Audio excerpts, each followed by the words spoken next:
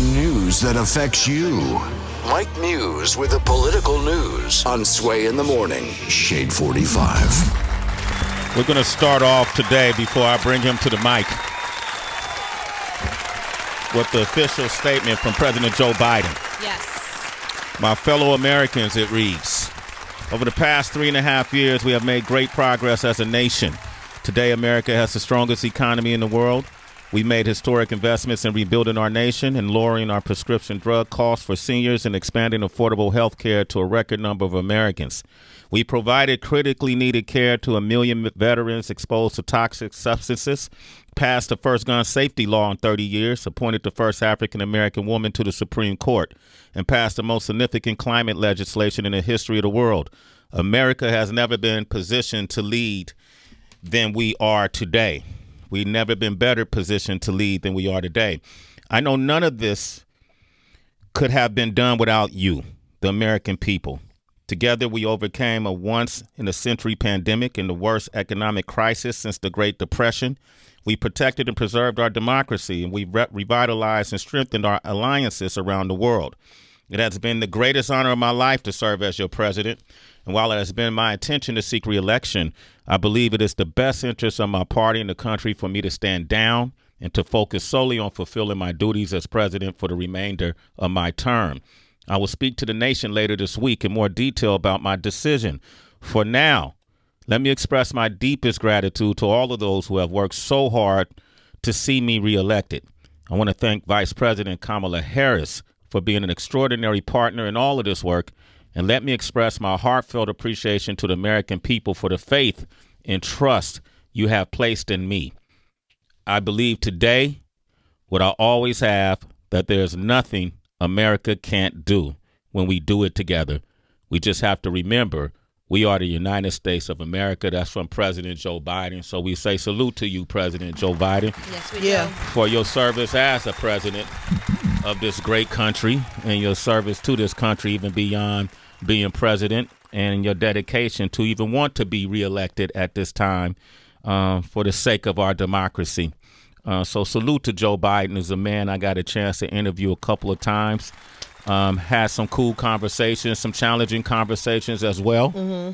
You know, very transparent at a time when I was really on that campaign trail trying to make sense of politics. And I know this is unprecedented in many ways, what we've been witnessing in the past few years, right, as Mike Muse has consistently stated over the past 8 years, I believe. Mm-hmm. That phrase, unprecedented, has had its dominance in our conversation. Mike Muse is here, citizens, and listen, can't nobody give us the insight quite like he can. Right, nope. Right. These things are happening today. He spoke on this last week.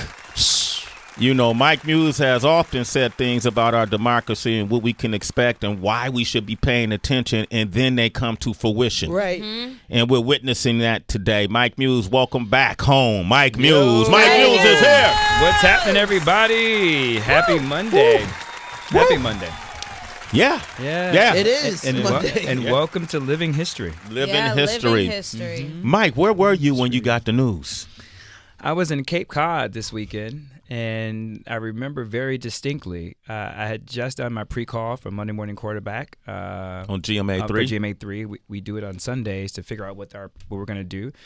And I remember sitting on the terrace, really looking on the beach, and next thing I know, some friends rushed outside to me and was like, Biden is out. Biden is out. I was like, wait, what? And I went to check, and he was out, and the day never got normal from there. Every hour was just call after call after call, production calls, figuring out how we were going to cover it today, thinking about next steps, what does it all mean? Also, too, fielding calls where people were crying. Wow. And some people were elated. Some people were gutted. And I got that phrase a lot from people. They said, Mike, I feel gutted. So then I went to the phone and started working my sources, both from like elected officials, the donor class, those grassroots organization individuals. It was a mixed bag of what people were feeling. and really feeling about the excitement. And then you're looking at who was endorsing who's saying what. And so it was just a nonstop whiplash of living history was happening. And so there was moments I did take that in, was just to know that, wow, we are living through history that won't be the same. And I'm really glad that you read President Biden's statement the way that you did, because before we talk about the logistics, before we talk about what's next, and before we talk about was he right or wrong to drop out, at the end of the day, one would say this wasn't his decision. He was essentially forced out. He, up to Friday, was very steadfast that he was in this race. He was doing everything that the Democratic Party asked of him. He did a great job on the press conference for the NATO summit. He spoke really strongly at the NAACP National Convention on Monday. That crowd was energized. They were on their feet for him. The black bases, the Democratic base. Just a couple of days prior, he was in Detroit, and the whole audience was screaming, "We're with Joe." Kamala Harris was in Dallas at the Alpha Kappa Alpha National Convention, and they were all screaming 4 more years. They were all with them. And so if you can imagine all that energy, and then imagine this. Imagine you are statistically tied in the polls, right? You're in the margin of error. Trump was only up on Biden 2 percentage points, 3 at most, but that's all in a margin of error, and it's July. And you have to recognize that all the economists just came out and said that our economy is stronger than ever. Granted, people are still feeling the impact of the grocery stores, but a president can only control so much because there's like 3 conglomerate grocery stores who are coalescing to what the prices are, what they are, right? But the economy is getting so strong to where the Fed said by the fall, they're thinking about lowering the interest rates. So imagine your economy is stronger than ever. Workers' wages are above inflation as of 4 months ago, so it's not really impacting people's paycheck yet. But let me say this: it's in their paycheck, but mentally they haven't processed that it's in their paycheck. Yeah. And then you have this narrative that you have one of the most successful presidential records in history.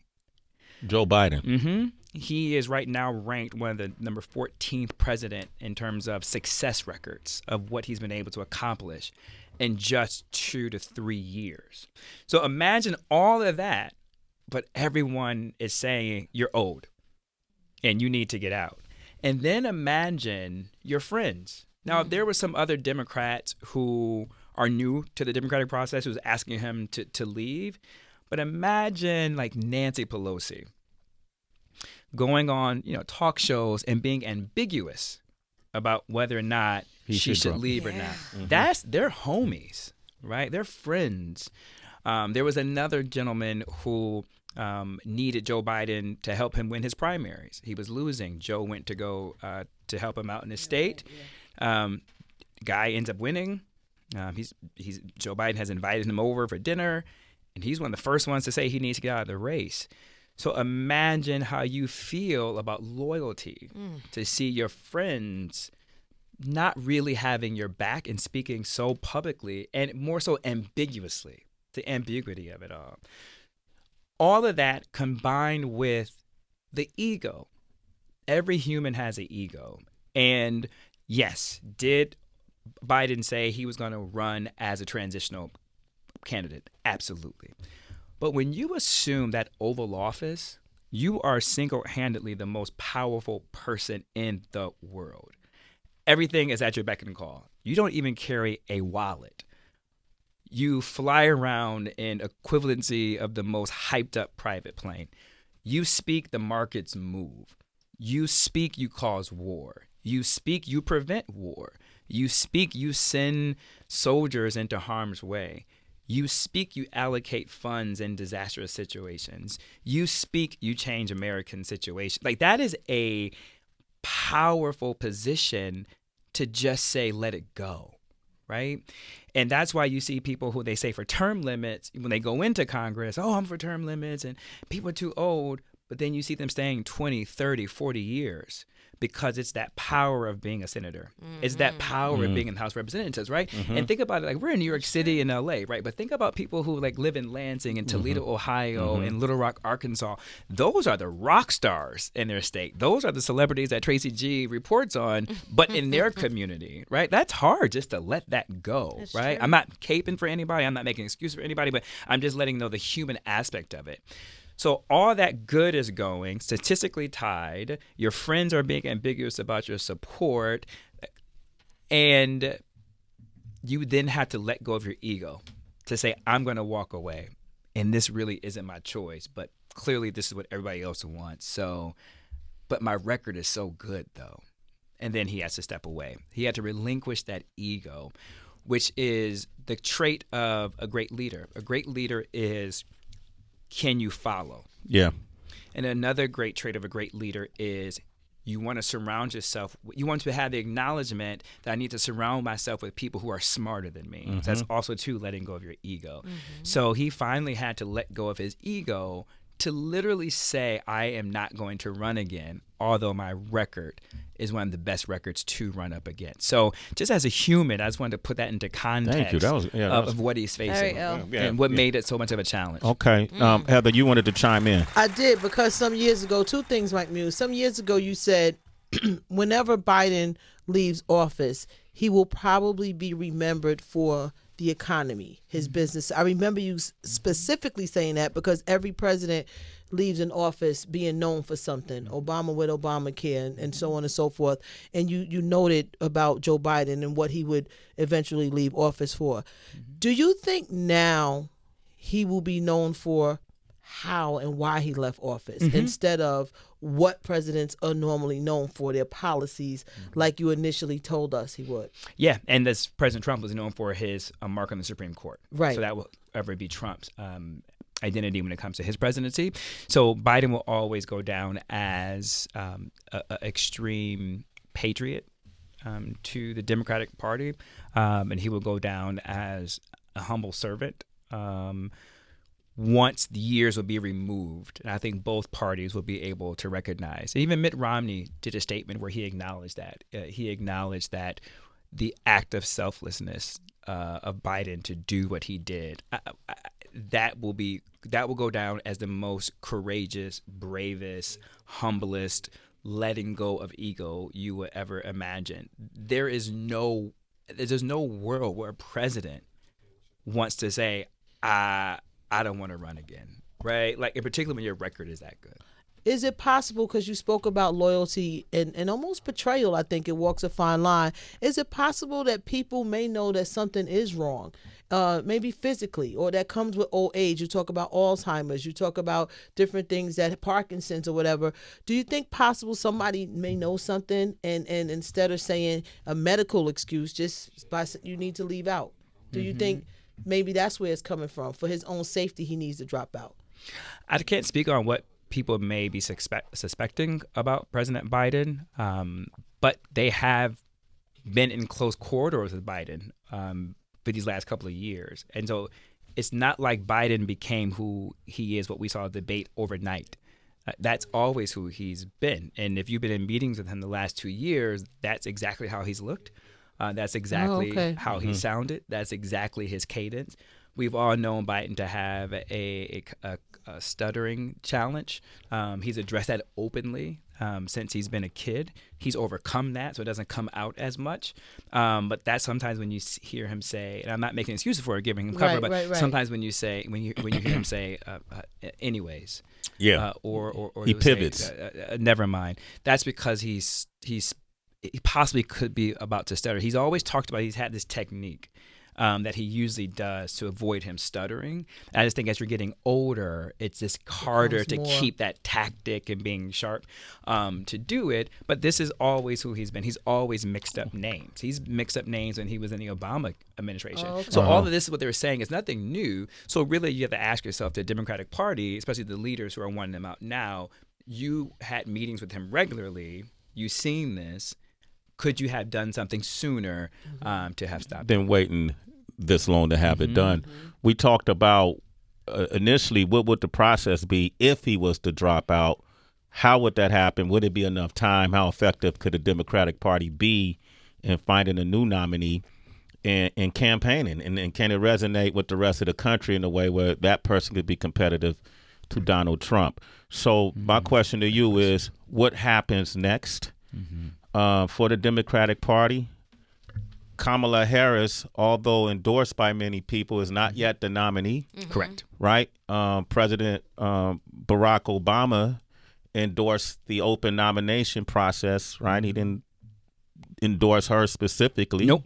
So what happens from this point moving forward? All great questions. It is such a moving ball. Okay. And it's going to change again by the time we get off air. This is how quickly this is moving. And I am actually shocked at the speed of all of this.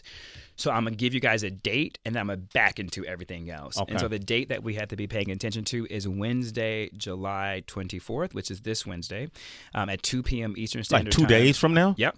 Oh, wow. The Wait, speed said is in happening. 48 hours? you Yeah, mean? Okay. yeah. All right. That's going to be a very pivotal day because that's when the Democratic National Committee, their rules committee, they're going to have a meeting. It's going to be open to the public. We can all watch it on YouTube. It's going to be live stream where they are going to outline and vote on what the rules are going forward for this nomination process. What is on the table, again, this is just what's on the table, we'll know on Wednesday, is there is some suggesting that it should be a mini primary where if there are contenders who are willing to go against Vice President Harris, they would do forums around the country to get the voters and the delegates to learn about them and their platform. That's one option. The second option is they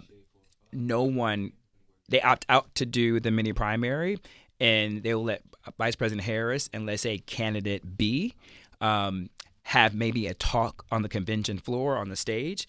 And then from there, let the delegates vote from that aspect. Or there's option C, where no contender goes against Vice President Harris. And then at the convention, she gets nominated and voted on by the delegates. All right. But let's say she does have a contender. Let's say they go to the convention floor.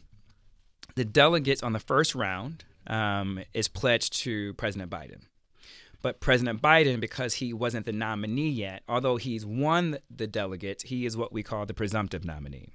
So let me give you an easier example using former President Trump. So before the RNC, former President Trump was a presumptive Republican nominee. Mm-hmm. After Monday's roll call at the RNC, he then became the nominee. So he was the official head of the Republican Party for president. So up until right now, Biden is just a presumptive nominee. Yes. And so because he hasn't been sworn in, this is what makes the rules different. So what he's done is he's asked his delegates, there's a minimum threshold that you have to meet, I believe it's 1,700. Don't quote me on the number. Let's say it's 1,700. He's already surpassed that. He's gotten 3,000 delegates. So he has to ask his delegates, hey, I'm not running. I don't want this. I want you to vote for Kamala Harris. But he can't make them vote for Kamala Harris. Okay. And so in that moment, in the first round, they can vote for Kamala Harris, let's say 50%, and then like another 50% votes for candidate B. There's no clear consensus. Then you go into the second round, and this is when it gets interesting and controversial. Because in the second round, that is when the Democrats have what's called super delegates. And the super delegates are elected officials and party leaders. They're the ones from the Democratic Constitution were put in place essentially as a fail-safe in case there is some radical nominee who gets through the first round. Their job is to stop that radical nominee from advancing. It hasn't been exercised before. So in this instance, if there is no clear consensus on round one, round two, the superdelegates will be able to vote. And based upon their numbers, they'll be able to push candidate A or candidate B over the top. So that is all the scenarios that can play out. So we'll find out on Wednesday if they're going to do a mini primaries or if they're going to wait until the convention floor to do that. So that's the logistical aspect of it. The second part of it is the financial aspect of it. Okay. And I think that will eliminate contenders. So the challenge is right now is how do you transfer that money? The rules are only people who can access the Biden-Harris campaign are Biden and Harris. So essentially, they're on the bank account. So Okay. essentially, audience, they're on the Chase account, Bank of America account, the Citi There are Bank two account. names on They're them. just the signatures on the Okay, names, okay. right? So now that Biden is off, the only way that money can be accessed if it's Vice President Harris is at the top of the ticket. Uh-huh. If she's at the top of the ticket, legally, she still has access to that money. If she isn't, for whatever reason, the nominee, the Biden-Harris has a couple of options. The first option is they can transfer that money to the Democratic National Committee and let the DNC do what they want. They can give that money back to the donors if they choose, or they can transfer that money into a super PAC. If they transfer that money to a super PAC, they can only allocate $2,700 up to that point. All right, so that's the bank account statements. Where we are right now, the DNC did an amendment yesterday. I'm telling you, this stuff is moving fast. Damn. Amendment. They did an amendment yesterday, and so it's called a joint committee. So audience's joint committee is now, once you become the presumptive nominee, and the RNC does it too. Once you're the presumptive nominee, you blend the campaign account with the DNC account, and then you can raise your limits of giving. So it's almost like if you get married, you have a joint checking account, and then the two partners could pay for more things. Yeah. Right? Okay. And so basically you go from a limit of like $4,700 that you can give to now you can donate up to $35,000 when you have the joint committee.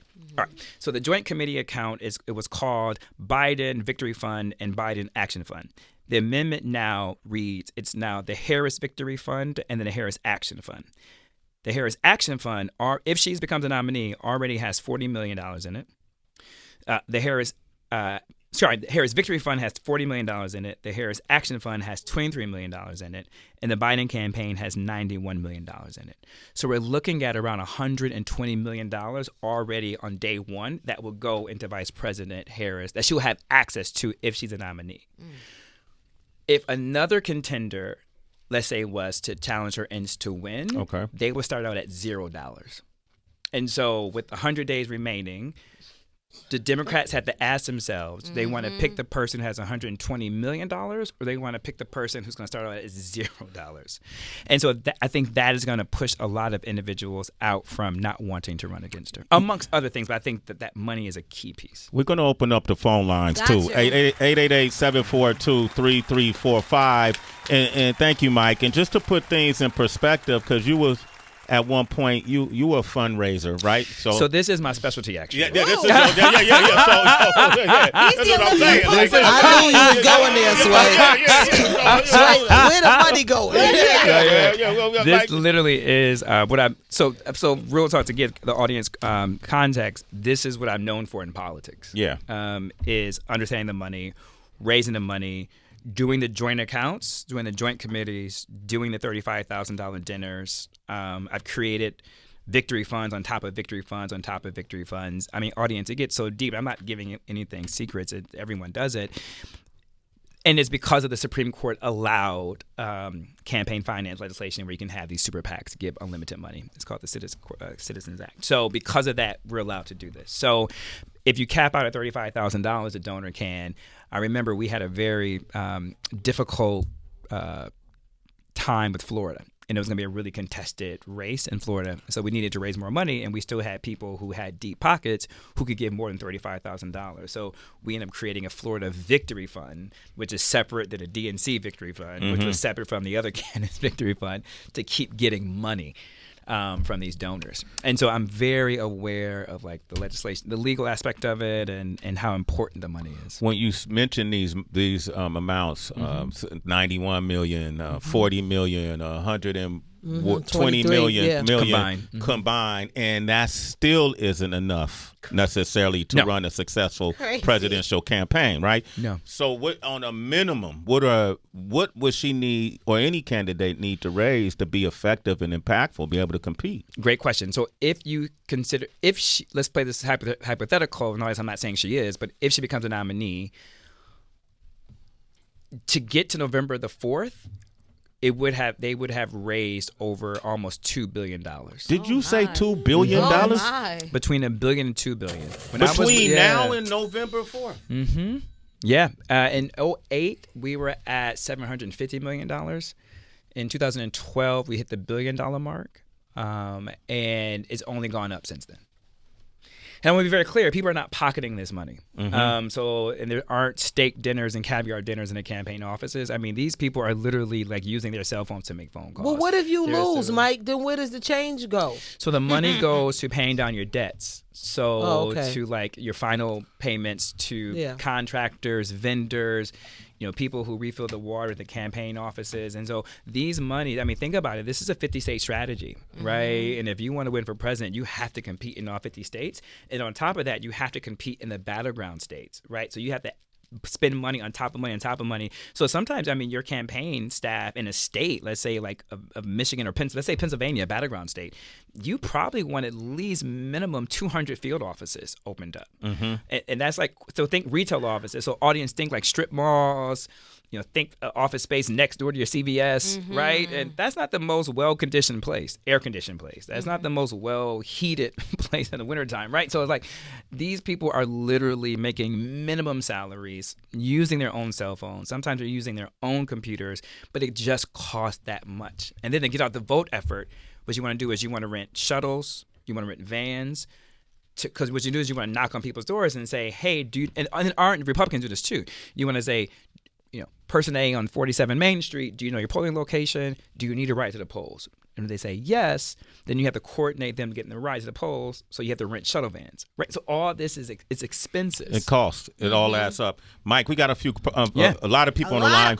Listen, when you call up, let's just get straight to the question, all right? Quick question. Way hanging up today. Yeah, man. Just get straight to the question, okay? Facts. All right, Sam. Sam is in KC. What up, Sam? Hey, Sam.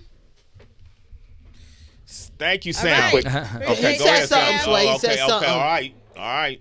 Wow. Things are moving fast. He said something. Go ahead, Sam. Oh, sorry. I thought I got hung up. Oh, sorry. Nope. Ball is moving. So you stayed? All right, go ahead. What's your comment? Go ahead. No, I just really wanted to just thank you all. You really shed light on just the importance of doing your research with votes. I think when I was in my teens, I found myself really just knowing the information around the president, but really not understanding the impact of the city officials that we elect and what role they play in just our community development. So really just wanted to just say, thank you, Mike Muse, and just the whole team for really just shedding the importance. Google is at our fingertips these days, so it takes a couple of minutes, and that's just kind of been the message I've been saying to people is just make sure you do your research, make sure you're just not selecting Democrat because that's who you vote for without knowing exactly what they stand for. So just wanted to say thank you. Thank you. Appreciate you. All right, Sam. Thanks for your call. Appreciate it, man. What is that? Hit me up, Sam. I am Mike Muse. There it is. I am Mike Muse. Carolyn is on the line for Nolans. That was slick. Carolyn. Carlin. No, it's Carlin. Carlyn. Carlin. I just don't like your tone right now, Carlin. But I'm not a first time caller, and we always go through this. I know you yell at me every time. Yo, let's do this. Okay, so next time she call, put CAR hyphen LYN. Yeah, LYN. Give me an LYN. I won't mess that up. Yeah. All right, Carlin, how are you doing? I'm doing fantastic, and I want to thank Mike for that flex. He just gave a whole bunch of flex in there. He needs a quick clip notes for all these younger people that we do need to run for office on what they should expect as being the money man. And I also see why you're not married now. You know about the money and how shit works. So my question is, they'll be in my pockets before you know it. Stick to the politics. Yeah, man. okay, so he already knows. So no, we're not doing this shit. No, I don't need joints, this, that, the third one. No. Carlin, what's your question, Carlin? Carlin, what's your question, Carlin? Give me your two vice presidential picks if you haven't already discussed in one bullet point. Why? Because I know we limited on time. And So I'm if it is Vice President Harris, she will be looking at three candidates. So the first one will be Governor Beshear from Kentucky, young white male who just won a competitive race in a Republican state, which is a southern state. The second one she'll be looking at is Governor Cooper of North Carolina. North Carolina is a purple state, leans red, could be blue. Cooper is a slightly older white man with gray hair, so he would add a little bit of stability and comfort to the white male audience and a lot of white female in the suburbs who may be opposed to voting for a black female. And you will get a North Carolina ticket, and he'll be able to speak rural. And then she'll be looking at Governor Shapiro, Pennsylvania. Young guy, competitive race that he won in Pennsylvania. Pennsylvania is a battleground state that Republicans and the Democrats would need to win. And so if she was to have him on her ticket, it would be an advantage to possibly winning Pennsylvania.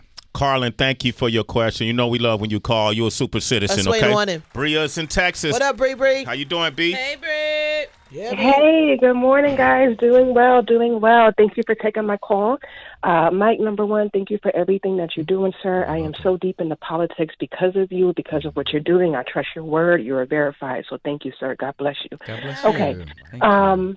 Correct me if I'm wrong, and I hope I'm not the only one who was thinking this question. Mike, correct me if I'm wrong. So we, the people, during presidential elections, go and vote for who we want. That is the people's vote. That is the popular vote. Then each state has an electoral college. I think some states have more, some states have less.